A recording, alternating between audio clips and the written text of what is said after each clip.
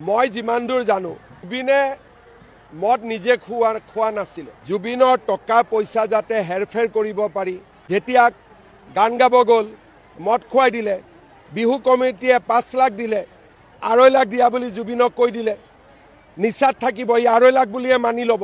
তেনেকে জুবিনক ষড়যন্ত্ৰমূলকভাৱে এছামে মদ খুওৱা কামত লিপ্ত কৰাইছিলে আৰু তেনেকে মদ খাই গ'ল।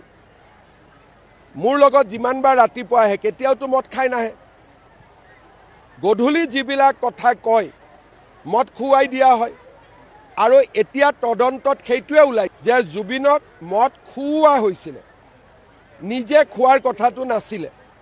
সেইকাৰণে মই ৰাইজক অনুৰোধ কৰিম জুবিনক যাতে মদৰ লগত কোনেও এক কৰি নেপেলায়, কাৰণ সি নিজে মদ খোৱা নাছিল, জুবিনক মদ খুওৱা হৈছিলে আৰু তদন্তৰ চাৰ্জশ্বিটত এই বিষয়ে আপোনালোকে বহুত কথা গম পাব।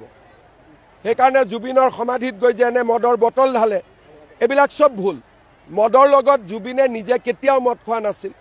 জীৱনত জুবিনক মই 50 বাৰতকৈ বেছি লগ পাইছোঁ। মোৰ লগত আহোঁতে তেওঁ কেতিয়াও মদ খাই অহা নাছিল।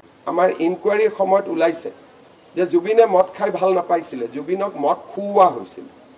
আপোনালোকে চাৰ্জশ্বিটত গম পাব। মদ জুবিনৰ পৰিচয় নাছিলে। যেতিয়াই জুবিনক মানুহে ব্যৱহাৰ কৰাৰ ইচ্ছা হৈছিলে তেতিয়াই জুবিনক মদ খুৱাই দিয়া হৈছিলে।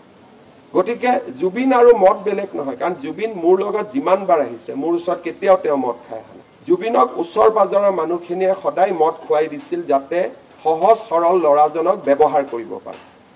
সেইটো দুৰ্ভাগ্যজনকভাৱে অসমৰ বহুত মানুহে সেইকেইদিন প্ৰচাৰ চলালে যে মদেদিহে জুবিনক শ্ৰদ্ধাঞ্জলি জনাব পাৰি। একেবাৰে মিছা কথা।